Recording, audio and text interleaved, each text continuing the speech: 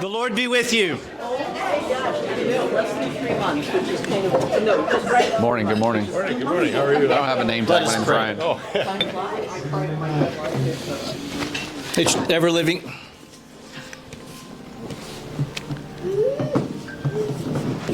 We'll try. Just project. Ever living God, whose will it is that all should come to you through your Son, Jesus Christ. Inspire our witness to him that all may know the power of his forgiveness and the hope of his resurrection, who lives and reigns with you and the Holy Spirit, one God, now and forever. Amen. Good morning. Good morning. It's good to see you all, and I'm glad you're part of this the forum today. Just a reminder. I'll grab a little water before I go. Get up there. Father Zach Richardson is sitting back there at a table, eager and ready to sell you a ticket for Shrove Tuesday. 5:30 this coming Tuesday here in the Undercroft. Lots of pancakes, lots of bacon, lots of whatever. Lots of stuff that's not good for you. It's on Shrove Tuesday, right? And then, of course, the following day is Ash Wednesday. There'll be 3 opportunities for the imposition of ashes. 7:30 a.m. in Grace Chapel, and then noon and 6 o'clock in the Navy Church. It is a distinct pleasure and privilege for me to introduce to you once again, if you were here a few months ago, Dr. Ryan Burge. Ryan is, I'm going to read to you just part of his formal bio and then say a few other things. Ryan is a professor of practice at the John C. Danforth Center at Washington, where he's a political scientist, and his research focuses on the impact of religion in American life, especially in politics. He is a well-known data analyst. His work has appeared in the New York Times, the Wall Street Journal, Politico, and he's been featured on 60 Minutes. I was telling him a few minutes ago that I'm starting to feel like every time I pick up and read something, Ryan Burge's name is in it. In fact, I was just reading something this weekend that came from the University of North Carolina about a scholar who's retiring there, and I was going about halfway through, and I was like, there's Burge again. It's like everywhere I turn. He's just published a new book called The Vanishing Church. That I'm sure he's going to talk some about today, a little bit. And then he's also was telling me that he has another book in the works. So please join me in welcoming Dr. Ryan Burge back to St. Peter. Hi, guys. Okay, so here's the deal. I went to Brenton Vision last week and had laser eye surgery, so I can't see you all that well, and I apologize. So I look like I'm just looking randomly around the room. It's because my eye's not fully healed yet. But it will fully heal, so pray for my eye to be done. Hi. Hi, my Episcopalian friends. Whenever they say the Lord be with you, my wife's Catholic, so I don't know what to say in that next moment, because they say, and with your spirit, and you say, and also with you, and I get all confused. And I grew up Baptist, so we didn't say any of those things. There is no call and response.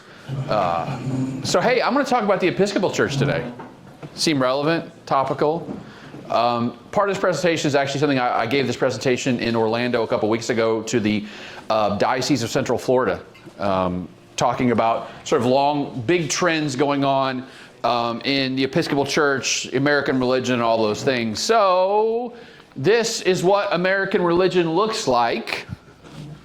They have 6 different religious groups.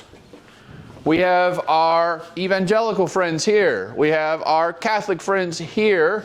We have our mainline friend, which is us, right?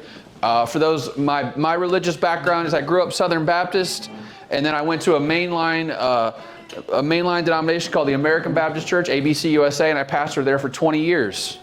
So when I talk about the mainline, people say, why are you so down on the mainline? I am a mainline Protestant, and my job is to tell the truth about mainline Protestant Christianity, which is it's not doing well right now. I tell people the only grave I'm dancing on is my own. This isn't throwing rocks at somebody else, it's throwing rocks at me. And I think it's important for us to know the truth. And this is the main line, and this blue line right here. We separate the black church out into its own tradition, which is right here in the purple. And then the other 2 groups are other, which are this yellow line. And by the way, other is basically if you're not Christian and you're not non-religious, you're other. All those groups combine for about 7% of America. I think we vastly overestimate how big. Some of my favorite survey questions are we ask Americans, like, what percentage of people in the United States are Muslims? And they'll say it's 20%. You know what it actually is? 1%. Share of Americans who are Jews is 1.7%. Right? I was listening to a podcast the other day, and this guy goes, there has to be like 1 billion Jews on earth, right? I'm like, there's 6 million in America, so where are the other 994 million coming from? There's not that many in Israel. So we are very bad at sort of like calibrating ourselves to these smaller, like Latter-day Saints.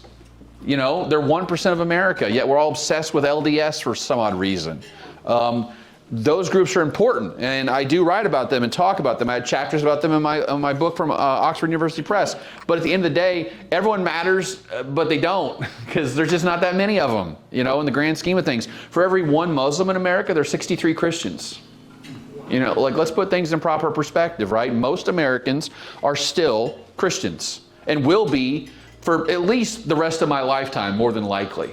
A huge percentage of Americans will be Christians. So that's that other category. And then we got the nones here. That's the share of Americans with no religious affiliation. You can see in this survey, it was pretty flat for a long time and then started rising. Reached a peak in 2021 at around 28%. And it's now receded just a little bit, but do not believe there's a religious revival happening in America, okay? That is just factually, empirically false. I get asked about it literally every day. People are convinced that I'm lying to them, that there's some vast, unbelievable religious revolution happening in the country right now, and there's not. And that's okay. It's okay. I'm not saying it can't happen. Revival can happen. I do believe in the Holy Spirit. I am a Christian after all, but I can't put the Holy Spirit in a regression model, right? I can't model these sort of what we would call irrational ideas. And religion at its core is irrational, right? We believe that a guy died and came back from the dead. That is at its core pretty illogical. But it's okay, because guess what? Every religious group believes in some illogical things. So let's talk about evangelicals real quick. I'm sure you all know what an evangelical is at this point. These are evangelicals by religious denomination. So really, the three biggest religious traditions in the evangelical family are the Southern Baptist Convention, 12.5 million, the Assemblies of God, which is a little over 3 million. By the way, the Assemblies of God is really the only large Protestant denomination that's been growing the last 50 years. COVID knocked them down just a little bit, but they're actually recovering from that quite nicely. And I really do think the future of evangelicalism is going to be a lot more Pentecostal or charismatic than it is right now. So those are two. And the third one is non-denominational Protestant Christianity, which I'm sure you guys know what that is. It's the journey and the ramp and the bridge and the village and the river and the lake and the crossroads. And the story I like to tell is my wife and I we live in Illinois, in rural Illinois, Mount Vernon, Illinois, going 75 miles east. That's where we live. So we come to the city quite often, and as you're coming through on 64, you go through Fairview Heights, on the left side, there's a building that says Ascend on it, right off the interstate. And my wife's Catholic. My wife goes, is that one of those new fancy pants non-denominational churches? And I go, I don't know, check. So she got her phone out and Googles it. They don't sell Jesus, they sell marijuana products. Ascend. And I swear to you, if you looked at the logo, you would not be sure what it does. By the way, they have added, since I told that story the very first time, it says dispensary below it now in small letters. And I want to believe I had something to do with that, for making us understand the world in a better way. But those kind of churches are exploding in America. Almost 15% of all Americans say they're non-denominational. Among Protestants, about 1 in 3 Protestants now is non-denominational. And I wouldn't be so numeric-wise, there are probably somewhere between 35 and 40 million non-denominational Protestants in the United States right now. The Southern Baptist Convention is 12.5 million. So for every one Southern Baptist, there might be 3 or 4 non-denominational Christians in America. That's why this number is actually doing fairly well. right? The percentage of Americans who are evangelical today is basically the same as it was 50 years ago. When we talk about religious decline, I have to say, you got to be more specific, because evangelicals are actually holding their own. There are actually more evangelicals in America today than there were 50 years ago. So they're doing quite fine. This is what I was talking about. I mean, that's the biggest story in American religion is the rise of the nuns. The second biggest story is the rise of the nons. And this is going to have huge impacts. From my perspective, I do not like this group. You know why? Impossible to measure. Like, who do we call? There is no denominational clearinghouse. They don't keep statistics. A lot of them don't even have membership. It's really annoying. I'm like, could you be more easily counted, please? Because I need to count things. And they refuse to be counted, right? There's no one place you can go, and they're just exploding in America. Okay, so here's the main line. And this is not good news. There is some data from the 1950s, the late 1950s, that says the share of Americans remained Protestants about 52% in 1958.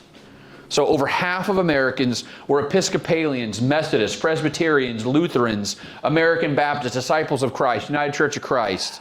These are the kind of churches that dominated American life in the 1950s and 60s, which I think is really interesting, because a lot of people will tell me, a lot of very conservative evangelicals will tell me, I wish we could go back to the way we were religiously in the 1950s. And I go, no, you don't. Because it wasn't evangelical Christianity. It was mainline Protestant Christianity that dominated American religion in the 1950s. President Eisenhower was asked once when he was president, do you think everyone should be religious? And he said, yes, but I don't care what kind. Boy, evangelicals would not like that, right? So we created this ideal of what American religion looked like in the 50s. It was actually Episcopal churches and Lutheran churches and Methodist churches that were dominating American life. And the GSS starts in 1972, and we're already down to 30% at that point. So from 50% to 30%, and then we go from 30% to 20% by the mid-1980s. This is the decline I think about all the time. This right here. Like, that is just catastrophically bad. But then from that point forward, what you really see is kind of boring. It's kind of a slow and steady slide, right? There's no like inflection points. There's not really any rises to speak of. It just keeps sliding down and down and down. And the share of Americans who are mainline Protestants today is 8.7%. So just think about that. From 52% in 1958 to 8.5% today. A lot of young people don't understand this. Actually, a lot of older people don't understand this specifically, how much American religion has changed over time with the collapse of the mainline. And you can see it across denominational statistics as well. So these are what we call the seven sisters of the mainline: American Baptist, Disciples of Christ, Evangelical Lutheran Church of America, Presbyterian Church USA, the Episcopal Church. Sometimes you guys want to be called ECUSA, and sometimes it's TEC. So I just put TEC up here. TEC, the Episcopal Church. United Church of Christ and United Methodist Church. And you can see this is the percentage they've declined since between 1987 and 2022. So you're talking declines. I mean, good decline is 30%. Bad decline is 75%. Disciples of Christ, I don't even know how they still exist, to be completely honest with you, when you lose 3/4 of your membership. I mean, that's just staggeringly bad. And by the way, the United Methodists, this is before the split was completely done. And they're down. In 1967, the United Methodist Church was the same size as the Southern Baptist Convention, 10.1 million. And today, they're down to about 4.5 million. And the SBC is 12.5 million. So these are denominations that are just, an absolute numeric free fall. And the Episcopalians are sort of right in line with what a lot of those denominations are facing. And so what this has really done is remade how we understand Christianity in America. So in 1972, 20% of American Christians were evangelicals, 33% were mainline, 32% were Catholic, and now look what's happened. The mainline used to be 1/3 of all Christians, and now it's only 17% of all Christians, while evangelicals have gone from 20% of all Christians to 35% of all Christians. So when I teach at WashU, my students, many of them don't even know what a mainline Protestant is. They've never encountered one. When they think of Christianity, they think of evangelical Christianity. That's the only Christianity they know of, because it's either evangelicals or Catholics. Although at WashU, a lot of my students are Jewish too. But it's really, that's the only, they don't even understand there's an alternative to evangelical Protestant Christianity. And there's the reason why right there. Because they're just not they're not featured in the media. They're not talked about that much. And then there's the nuns. 5.5%, 6.7% by 1991. I call this like the hockey stick graph. You know, like if you were like a venture capitalist and you're like looking to invest in a company, this is exactly what you would want to see, right? Nothing, nothing, nothing, and then boom, inflection point, and then it takes off. And the share of Americans who are non-religious here, 28% down to 25% in 2024. But here's why that number is not going to stay here. And this is really important. People are like, oh, America's coming back to God. We're going to find religion. The nuns are going down. And I'll tell you why that's not going to happen. So this is each generation, the share who are non-religious. And so these generations are basically, well, the silent generation's almost completely gone off the scene right now. And boom, hey, raise your hand if you're a boomer. Oh, I could like take a picture of this and put it in my next book. Welcome to the main line. The boomers dominate the main line. I'm going to talk about that in just a minute. Boomers are also one of the reasons we're propping up American religion, because here's what's going to happen over the next 20 or 30 years is many boomers are going to find their heavenly reward. Is that the nice way to say it? Yes? Yes, or not, maybe. But listen, okay? I'm a mainline Protestant. You're all going to find your heavenly reward. It'll be fine. But these people are going to die, and they're going to be replaced by these people here. This is called generational replacement. It's how American religion changes over time. What's going to happen is people that are 20% non-religious are going to be replaced by people who are 45% non-religious. So here's all it would take for the share of Americans who are non-religious to stay where it is right now. 15% of Gen Z would have to find Jesus in the next 15 years. That's what it would take. People want to talk about revival as an idea. They don't want to talk about it in terms of numbers. Actual butts and seats. They don't want to talk about that. Because it would take 15 million new people to put their butts in seats of churches, synagogues, and mosques across America today that weren't doing it a year ago. 15 million across 300,000 churches in America. Think about that. That means every church in America will be adding 30 to 40 new members today they did not have a year ago, and that's just to increase weekly attendance by 3 percentage points. That's what revival would look like. And guess what? That was happening. You wouldn't need me or my graphs to tell you that. You would see it, you would feel it, you would know it, you could not escape it. Every pastor will be telling you, and you know what, I get online, my church, we had more catechumens than ever. I go, yeah, but what about the church down the road? Oh, let's not talk about the church down the road, right? My job is to tell you the macro level story. And lots of churches are seeing growth. I am not disputing the fact that some parts of American religion are doing well. You know what I am saying though? At the macro level, it's not. It's not doing well because 45% of Gen Z are non-religious compared to 20 or 25% of boomers and silent generation. So let's talk about Episcopalians. God, you guys are good at keeping numbers. I love it. My favorite denomination, because you'll post the numbers even if they're awful. Because a lot of denominations will try to hide it, you know. You guys don't hide it. This is good because you can't change anything till it's faced. Right? You got to know what you're facing. And so this is what they call ASA, Average Sunday Attendance. It goes back to 2009. And then I mark below the percentage change and then the actual numeric number of people in the pews of Episcopal churches across America. And as you can see, even before COVID hit, Episcopal Church was seeing a typical decline ran between 2.5% and 3.5% a year, annual decline in Sunday attendance. So this was the norm for decades in the Episcopal Church. And then obviously COVID hits here and you've got this sort of catastrophic decline. Gets down to 293,000. That's the low point. And then you saw a nice rebound here to 373. And then another little rebound here to 411. And then the numbers from 2024, which just came out not too long ago, just showed a 0.5 percentage point increase. And now the number is 413,000. So a denomination that used to have 725,000 in 2008, 2009 is now down to 413,000. So you don't need me to tell you that's bad. And the idea that like we're going to recover from COVID, guess what the 24 numbers told me? It's over. The recovery's done now. Like you're not going to see a demonstrably large increase going forward. And you probably I would not be surprised at all next year if the number goes down again, just because of natural trends. So what I did was I tried to figure out how bad COVID hurt the Episcopal Church.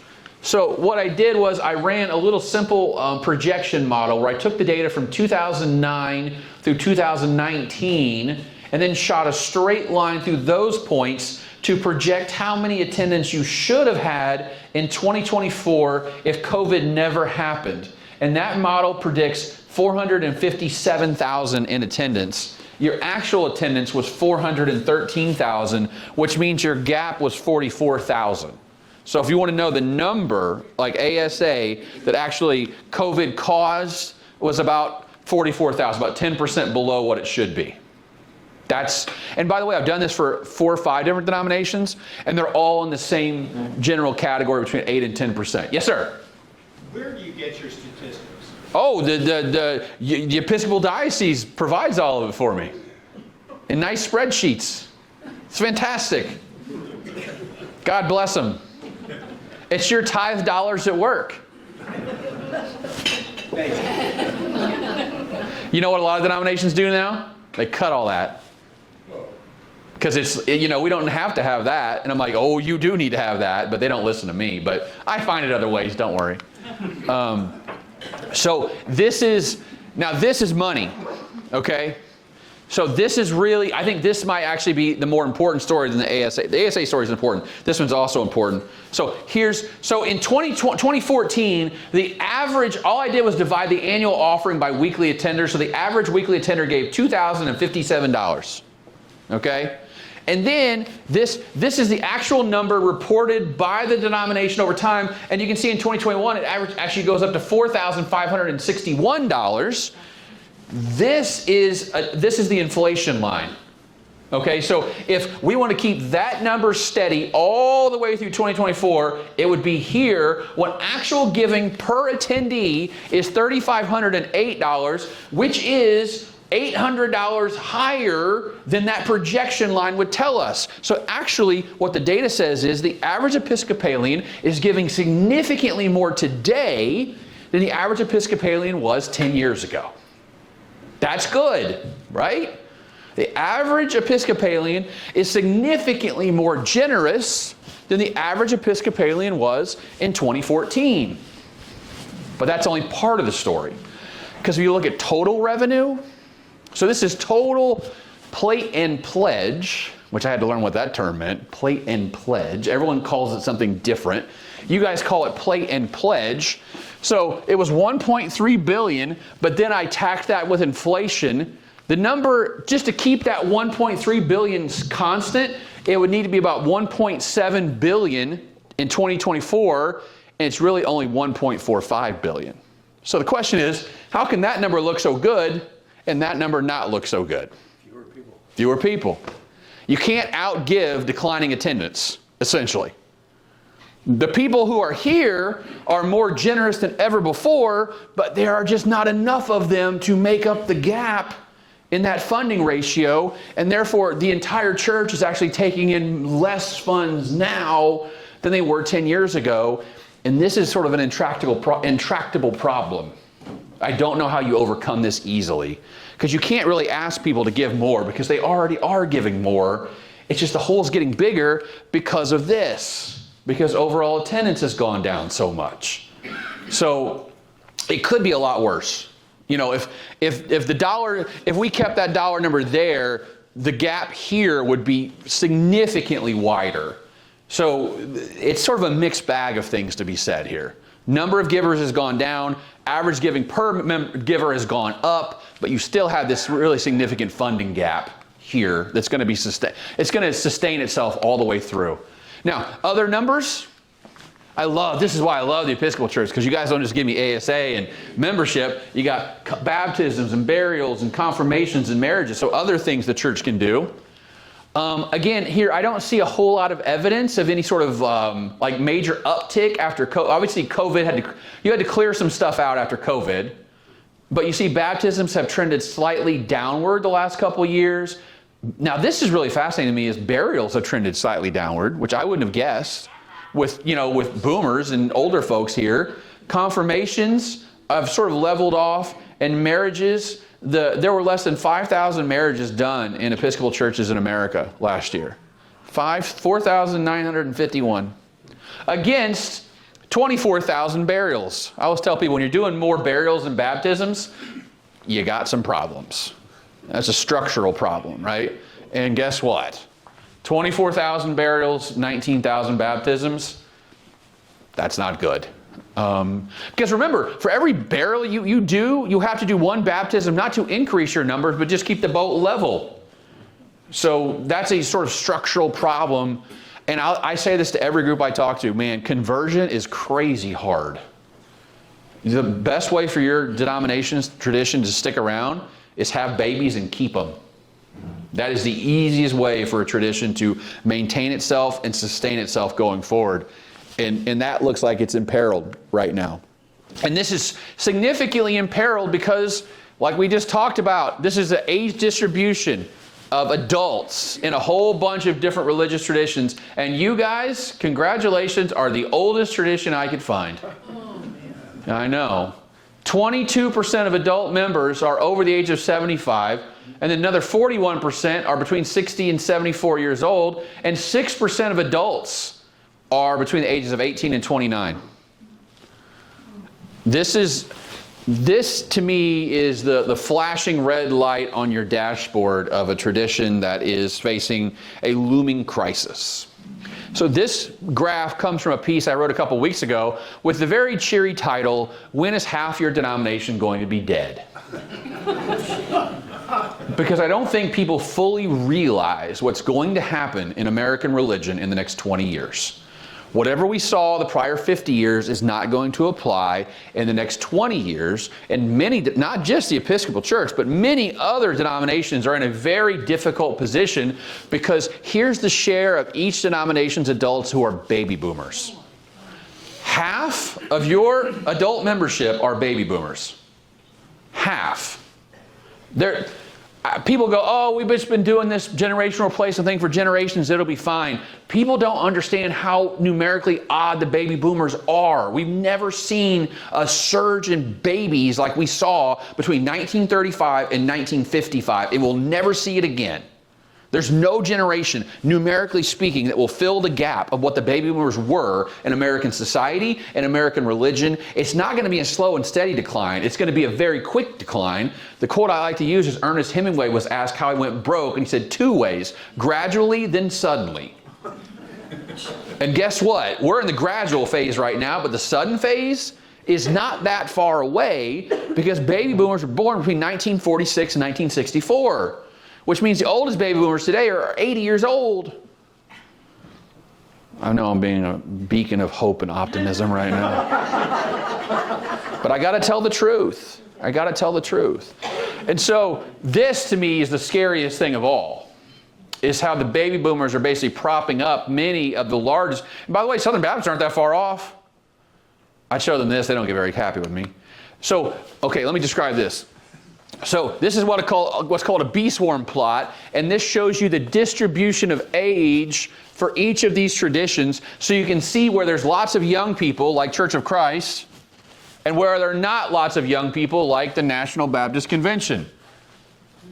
So you can see what I call the bulge in the data. And this is the median age. That's what that black line is for all these different denominations, all the way across, right? You guys are right here. But look, I know you're like, oh, we're on the bottom row, not the top row, thank God. Yeah, but look, compare what's on this side of this versus on what's on that side of that. Yeah. Can you go back 2 slides? 2 slides, yeah. What is it about the Church of Christ that is appealing to 18 to 29-year-olds? They don't know what the word means. They say, I'm Protestant. We say, okay, what kind? And it gives you Baptist, Methodist, Episcopalian, Lutheran, Christian. They check Christian, and then they look at the box that says Church of Christ. That's what I am. It's a methodological error. I'm 99% sure of it. So they're not actually No. members of Church of Christ? No, they'll probably go to like Ascend or the Journey or the Ramp. They just don't know what the heck to do. Like they get trapped in the branching. Because we don't check. You know, it's all self-reported, right? And so I think they get stuck. They go, oh man, I'm not really Church of Christ, but that looks like the most generic one I can pick. They're not like going to the local Church of Christ where they don't sing songs. Yeah, don't misinterpret that at all. I think that's just, I should probably just take that out because I get so many questions about that. I think it's just measurement error, nothing else. Yeah. So, I mean, like the Assemblies of God I was just telling you about, you know what? Look, compare them to like the PCA or the United Methodists. Which one would you rather be? You know, because look, they've got all these young people down here who are going to replace a lot of these people who are up here who are dying. But then you look at, you know, the Episcopal Church and you see there's a whole lot more people here than there are here, especially look at like down here. This is your church in 30 years. That bit right there. And that's what I say when it's going to happen slowly then quickly. It's going to happen slowly then quickly. Because you're going to see, you know, like my church, we had 30 people at one point. We had to go down to 10 people at the end. We lost 3 people in a month and I was like, oh my gosh, that's 10% of our membership in 1 month. Just like that. That's going to happen to a lot of Protestant denominations and churches over the next 25 years. Because remember, these boomers are all clustered together. Yes, sir? What is the church next to the Episcopal on the bottom row? Yeah. Right here? Yeah, a little bit. Community church, which I think is another one of those measurement error things. They don't know what they are. They pick community church. Oh. Yeah. Okay. Southern Baptists are here, though. Well, that's not really a healthy chart either. No. I have a question about demographics. Yeah. Do you see similarities in other demographical patterns in the United States outside of the Church of Christianity? Because I know that demographically we have this kind of change going on. Yeah. I mean, are we mirroring something else? Congress. Congress, I was just going to ask. Yeah, Congress. So when will Congress all die? Soon. I I mean, like, you do realize we might never have a Gen X president, right? well, I'm a Gen Xer. I could be president. Anyone who says they should be president should automatically be disqualified from being president. That's my hot take. But we've not had a president who's not been a boomer or older ever in American history, even though boomers are in their 60s, 70s, and 80s. Just think about that. Boomers are running American life right now and still are. And I'm not anti-boomer, don't get me wrong, but like we need to figure out what America looks like post-boomer. And we haven't even started to have that conversation yet. It's going to be weird. Because the thing is, like, how do the next generation of leaders learn how to lead? By leading. And boomers have been reluctant, let's say, to hand the reins over to millennials, Gen X, and older Gen Z to take over. I mean, I would love to look at clergy ages. Corporate America has the same problem. Absolutely right. A famous sociologist in my corner of the world wrote this big piece about how he left a major university last week, and he goes, I'm 65, still at the peak of my career. Right. And I'm like, sir, you're 65. Walk away. Give up. It's okay. Like, if I'm still saying, like, I'm at the peak of my career at 65, something went wrong in my life. I must have been really awful at 45. Because all the data says you don't peak at 65, you peak in your 30. In academia, between 30 and 50 is when you peak. Like, that's when you're most productive, which, hey, guess what? I'm 43, so take that. Right in the middle of the curve right now. Yes, sir? So how does what you have up there on the screen translate to other countries? Oh, they don't have this problem. Well, no, take it back.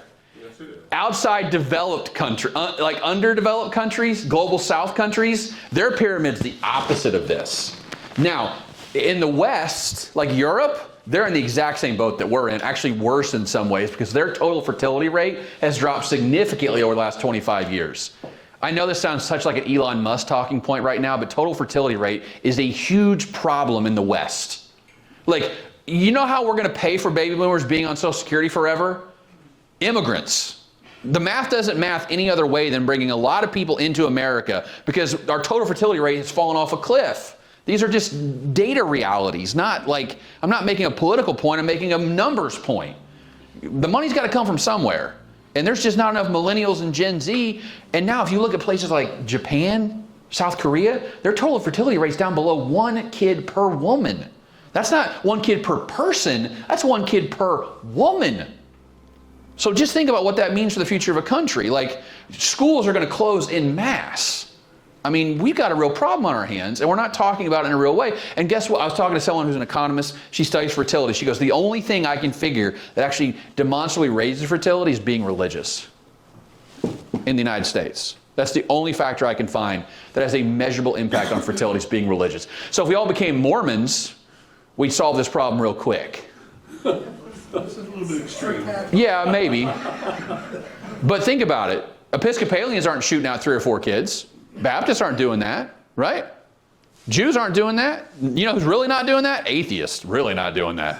Atheists don't have kids. So what I did was I basically projected when are 30% of your adult members going to be dead, 40% going to be dead, and 50% going to be dead. Fun, right? Episcopalians, by 2040, you're going to be down by 30%. By 2047, you're going to be down by 50%. 2047, that's 22 years from now. Now, that's the worst case scenario, because I don't add any kids to offset the losses here. So this is worst case scenario. But according to Episcopalians' own numbers, 50% of all their members have reached their 65th birthday, and 13% are under the age of 18. So this 50% can be offset at best by 13%. So in a best case scenario, you lose 37%. But that's assuming that every one of those kids stays Episcopalian into adulthood, which we know is not going to be true because mainline retention runs around 65%. So really it's going to be closer to 8-9% of those. So you're almost certainly going to be down 40%. Almost certainly. Unless there's a mass revival and they all start becoming Episcopalian. I mean, that's how bad it is. And people are not ready for it. And so my whole argument here is the Episcopal Church needs to be a lot more thoughtful about, you know, things are good now, so we should continue to be good now. But guess what? You're handing the next generation a big pile of problems. And they're not going to be able to solve them easily. You know? These are hard conversations to have. And I was at a university where we were in decline for 15 years. And you know what I realized? No one was planning ahead. They were trying to get through one more semester, one more academic year. And you know what that led to a lot of times? Instead of doing like planned microsurgery, it was emergency amputations when the budget came through every year. There's a lot better way to budget and plan. Attrition is a great way to get rid of people. Cutting programs that don't make sense. We should start thinking about ways to trim back. Instead of cutting 25% in 1 year, let's cut 3% a year for 8 years. Right? There's better ways to plan for this future because this is almost a demographic inevitability at this point. Not saying that things can't be made better, but this is where we are. Okay, I'll end on politics because that's way more positive, right? We all feel a lot better about that. If people ask me, and by the way, remember, I am mainline Protestant. They ask me, what do I think one of the major problems with the mainline is there's a huge perception problem between the laity and the clergy on issues of politics. If you ask the average evangelical to describe the mainline, they're going to use the phrase liberal mainline. That's what they're going to say over and over again. Liberal mainline, liberal mainline. And the reason they're going to say that is because the share of Episcopal priests who say that they're Republicans is 7%. And the laity is 35%. In the United Methodist Church, it's 19% conservative pastors, 52% laity. There's a huge partisan gap in the main line between what the clergy believe and what the congregations believe politically. The clergy are far to the left of the average member. And I think this is actually a real problem. Because the solution to the increasing conservatism of Southern Baptists is not increasing liberalism of the main line. It's just being normal and being a church for everybody. And unfortunately, you can see this. This is the share who identifies ideologically liberal. Among United Methodist pastors, 38% say they're liberal. 21% of the laity say they're liberal. Episcopalian pastors, 60% say they're liberal compared to 34% of the congregation. You can see how big these gaps are in almost every mainline tradition. The clergy is to the left of the laity. And they're getting a reputation for being a liberal denomination when guess what? A majority of United Methodists voted for Donald Trump in 2024. A majority of ELCA voted for Donald Trump in 2020. A majority of PC USA voted for Donald Trump in 2024. So they got this reputation for being a liberal denomination, and actually a diverse, politically diverse denomination, which I think is actually the greatest strength of the mainline, is their political diversity. That's what I think the future of America should look like. And I'll finish with this. This is a heat map. So this is clergy. 45% of clergy in the main line say they're liberal Democrats. It's 24% of the laity. 12% of the clergy say they're conservative Republicans. It's 37% of the laity. So a member of a mainline church is 3 times more likely to be a conservative Republican than their pastor is. And I've made the point to many mainline seminarians, would you feel comfortable with a Trump voter in your seminary right now? And if not, why not? Because guess what? The people you're going to serve on the average day-to-day basis, a lot of them voted for Donald Trump. And they're certainly not liberal.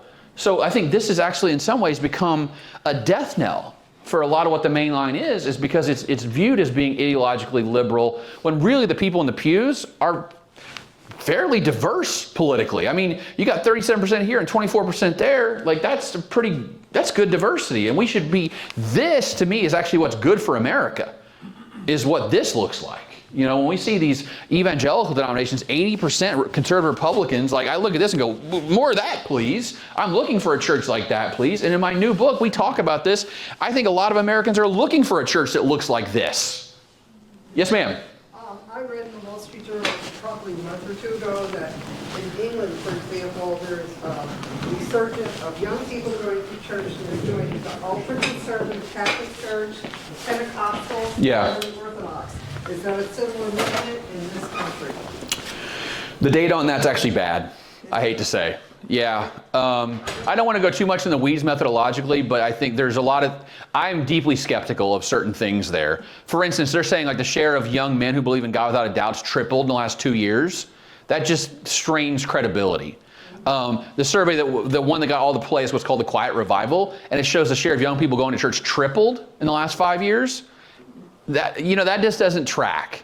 And I have friends who work in the UK who like talk to church leadership and say, hey, show me your numbers. And the actual membership numbers and attendance numbers do not match at all what the surveys are saying. So I am not opposed to the idea of a revival there. I just think the data, it's way too early to make some sort of massive claim that it's happening. Right. So I'm skeptical. I see on your first graph that the Catholics, the number rose a little bit. So I was just wondering if that corresponds. So Catholics are around 22% of Americans and have really sort of stayed there for the last couple of years. But here's the issue with Catholics. Only a quarter of them go to Mass now. Yeah. You know, so a lot of people say they're Catholic, but actually aren't Catholic in a religious way. They're Catholic in a cultural, ethnic way. And I think that's actually a real problem for the Catholic Church is you got to convince them that like this is actually a religion, not just I'm Irish. I'll even give you a number on that. Pew just did a research study where the first question, what's your present religion? 19% of people said Catholic. And then they had a second set of questions that said, but would you identify as Catholic in any other way? Meaning ethnically, culturally, because your family. 11% of Americans said yes to that question. So 2/3 of Americans who are Catholic are actually culturally Catholic, or 1/3 are culturally Catholic. So that's why the Catholic Church to me is like, it's a little bit of fool's gold.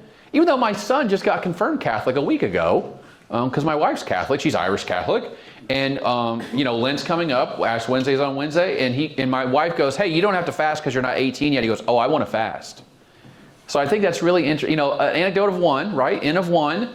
But I do think it's interesting. We put no pressure on him to follow the tenets of the faith, and he wants to follow them in a way that even his parents don't want to follow them, which I think is really interesting. So I'm not completely turned off the idea of a Catholic revival, but I just think it's way too early to know for sure. Yeah. Yes, ma'am. Go ahead. Let me bring the microphone to you, please, so we can get this on. If you want this presentation, if you scan this QR code, you can have it. If you want to buy my book, which you want to buy my book, you can scan that over there. And then my newsletter, if you want a discount, you can scan that. Go ahead. Yeah, go ahead.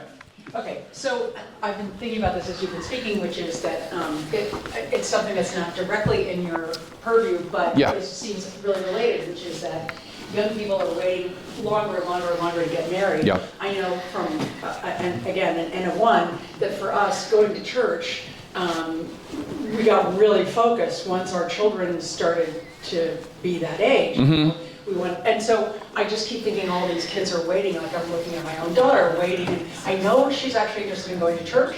Now they have a child, but they're in their 40s. Yeah. And so I just wonder how that correlates with the information you're putting in. So there is some data that church attendance would jump between 18 and 29 and then 30 to 45. Like, because you have kids, you get married, you settle down.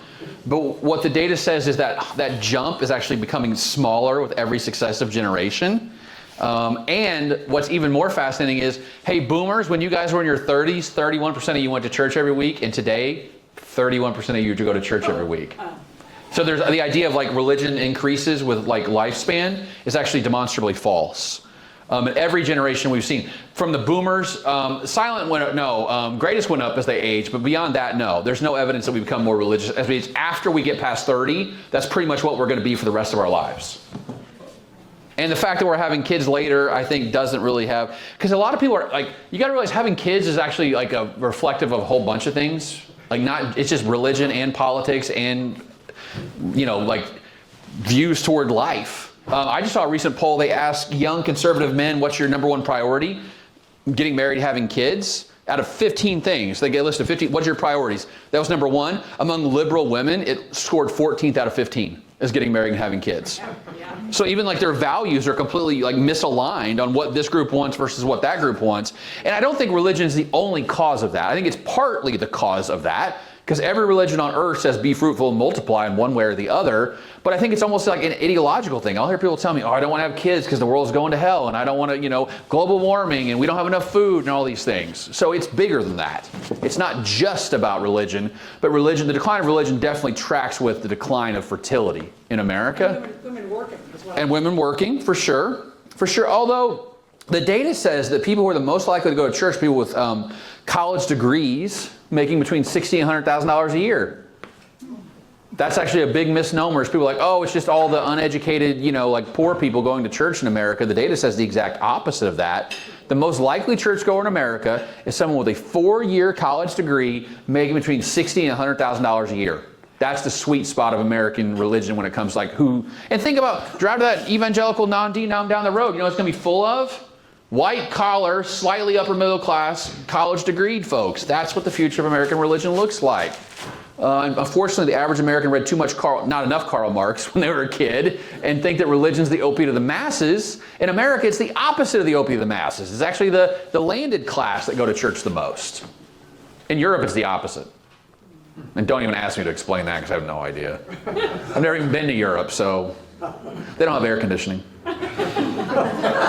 I'm warm because And they don't put ice in their drinks. that was a while ago. Oh, Not anymore. I've been told. Go ahead. One of the disturbing things for me and my wife is the fact that we have 7 grandchildren. Yeah. One is 17 months, so I'm going to factor him out of this. But the other 6 on Sunday mornings do not come to church, principally because there are birthday parties that are scheduled on Sunday morning, and sporting practices and games that are scheduled on Sunday mornings. And that just drives me out of my mind. That I just can't seem to somehow get through to them that there might be something else to do other than go to sporting events and birthday parties. There's a paper that I just read last week that said that, you know what blue laws are? You got your generation. I talk to my students like, what's a blue law? You guys know what blue laws are. That actually the repeal of blue laws actually led to the decline of religion in a demonstrable way. Because now people had other options on Sunday morning. I do think there is something to be said for that. Although the alternative argument is they would not be scheduling sports practice on Sunday morning if they thought no one would show up. You get what I mean? So we can't completely blame the culture for what happened. We can blame us at the same time. Like my oldest kid plays travel baseball, and we're, like in the spring, coming up season, we're on the road a lot. But we still go to church outside of that window almost every Sunday. So you can make it work if it's a priority in your life. The question then is, why is it not a priority in their lives? And I think that's an empirically impossible question to ask. Christian Smith just wrote a book, said that basically religion became obsolete.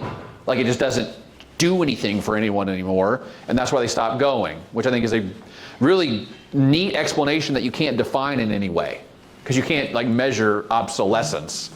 So I think it's a both and, right? I think culture changed, but I also think people gave into the culture too, right? If religion's important, I don't care what stands in my way. I'm gonna tell my kid, you can't do that. You can't go to that birthday party because we're gonna go to church. And more parents say, I'd rather just do what they want us to do as opposed to what I think is right. So I think it's a both and thing. A lot of blame to go around. A lot of blame to go around. But parents can still raise their kids in a Christian way. I mean, my wife and I have done that. It's possible. Now, if they stay Christians into adulthood, it's a whole different story. I'm beginning to believe that one will and one won't at this point in my life. And guess what? We raise them exactly the same way. And boy, as a social scientist, that drives me crazy. Because what it also tells us, though, is there's something ineffable about religion that's sort of like internal and psychological that we can never really fully measure. Some people are just more inclined to it, and some people are more disinclined to it, no matter what we do, what we preach, how good we live. You know what I mean? It's just not going to work for some kids, and that's okay. To get preachy just for a second, there's a dude that Jesus had to try to heal twice in the Gospels, remember? He was blind, and then Jesus put the mud on his eyes, and he comes back and goes, yeah, I'm kind of not blind. And he goes, let me try again. And then he, gets sighted the second time. I think there's something to be said for sometimes it takes 2 times or 200 times for some people to get it. And I think that's okay, because I think that's just how we're wired. And studying that is studying the Creator, right? Trying to understand that is trying to understand the world. So. And speaking of getting preachy, oh gosh, he's going to be having to preach in just a few minutes. So, Ryan, thank you so much for being here today. Thank you, guys.